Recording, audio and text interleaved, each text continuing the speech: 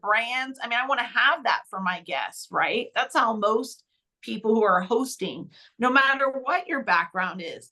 Tom's hosting, but it was always, he was the center of the universe. Imagine living with somebody like that. Yikes. What did this person tell you about like Erika, about how Tom like was controlling towards her? Just, that he felt like he was demeaning to Erika and controlling, and that it was difficult at times emotionally for Erika. And here's the thing, like, we had sort of a close, sort of bond. Not a lot of people knew anything about the inside. And so I don't really talk to people besides my friend Kathy, because you don't want that getting out, all over the place. It was just better to keep it to yourself. So this guy and I would chit chat on my way to the airport, which, if you go to the LAX I live in the Valley. So it's an hour, hour and a half, sometimes 2 hours, depending on whatever the hell's going on in LA. So I might be in the car with him for 2 hours at a time or whatever. And so you do sort of talk about these deep things. And at the time, he had no reason to be lying to me. I mean, these were just his points of view. So take that for what it's worth. But I always say drivers, hairdressers, makeup artists, pilots, they know what's up. I'm telling you right now. Those are and bodyguards. They know what's going on in somebody's life better than maybe in their family. And there was never like one story that stuck out, like the bread story. Like I could totally picture this bread story. Like I totally know people like that. I would never be like that either. I don't understand that type of person. But this driver never had a story of like, man, I was driving and Tom didn't think I was paying attention. Let me tell you how this conversation went down with Erika. No, it's just more that there was one conversation where he was saying that he was taking her to her apartment more than he was taking her to the house. And that just stood out to me, because when I would meet with Tom, he would always say the most glowing things about Erika to me. In part because Tom's a chameleon, and I'm very much like I'm pro female. I want to support other women in their careers, in their lives as human beings or whatever. So he would know that I would look up to that he was talking positive about Erika. It wouldn't go over well if he was telling me bad things about his wife. I wouldn't want to hear that. Do you think he did all of this like for himself, like Jonathan Club, the table, kiss the ring, or do you think he did all this because he said, "Holy shit, I have like the hot trophy wife, and look at her, she No, he spent was so always much like, money." no, no, no, no. I mean, It no. was all for him. Tom was always like this. Not to say that Tom or Erika maybe didn't feed off of each other, and having somebody who's similar to you and really wants, to have that sort of life or environment or whatever. But yeah, no, Tom, I mean, if you read through his messy divorce from the wife right before Erika, you can clearly see. And even looking back, like his first wife, his second wife, his mistress that he allegedly had a son with, that's now the second in command at the FBI here in LA.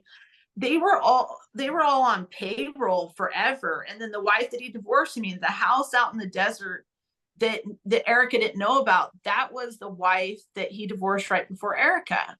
So, he had two ex-wives and this mistress that, allegedly they had a kid together.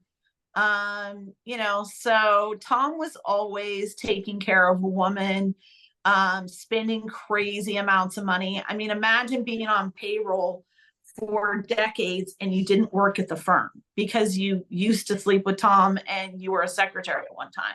I mean, that's not typical. No, that's not typical. Do you think he is in any way sorry for defrauding all these people? Or is it like, hey, I'm 80 years old. What a life. What a great life. No, You're, I don't think you're he's sorry at all. Yeah, hell no. I mean, how can you be putting on this giant, fake thing about being incompetent? I mean, let's just think about the irony of this. He represented NFL players, a lot of brain injury people, and he also represented my son, who had brain damage and their lives were destroyed from it. And now you're faking it and maybe will get off when you didn't even win the cases. You didn't go to trial in the NFL case. You took the money and ran and took a shitty deal for those players. And my son's case fell apart and loses an MSJ after firing Tom and is never able to be resuscitated. And now you're claiming to have brain damage. I mean, when you looked at the brain scans of Tom, I mean, I have my son's brain autopsy. I know it in my mind. When I close my eyes, I can tell you every bit of it. I've read it. I've reviewed the slides. I've looked at all of it over and over. My son, his amygdala was insanely damaged. Well, they're claiming like that Tom has late. That's one of the things that, you know, would have issues. My son's brain was almost as bad as Tom's at 80 something years old in the amygdala area. Plus he had a larger left ventricle than Tom. My son was 24 years old.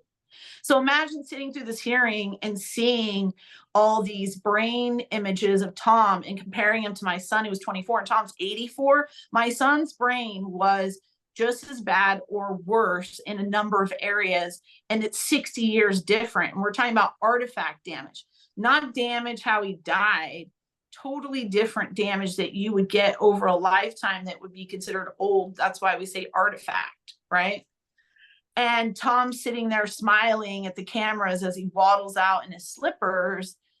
That doesn't, nothing about that's a story to me. Like, he's using all the stuff he should have been using to help my son or NFL athletes to win their cases. He's using them for his own lies. Now, to me, that's the lowest of lows. How much lower could you go than that? Not much. Do you think that he is upset about his own quote unquote reputation, or is he just such a narcissist, or is he like, oh, you think he's upset that, you know, the esteemed lawyer and is disbarred and what people think of him? I think he cares the most about what people think of him and his power, but also the money.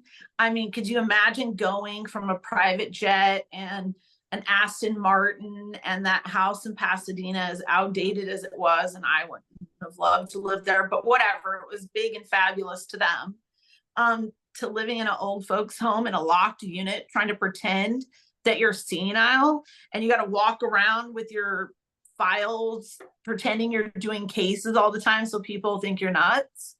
I mean, that can't be that fun. That's not as fun as flying around, having 3 or 4 mistresses, having all these people kissing your ass all day long, every day, sitting at your reserved table at Morton's or your reserved table, you know, at the Jonathan Club, to now you're sitting in the cafeteria. You know, one of the workers at the facilities that testified that he was crying because he was watching videos, you know, news stories about his indictment, and they had to like turn it off or whatever. You know, boohoo. Really? Someone thought that was going to sound sympathetic? I don't believe it. Like, it was on the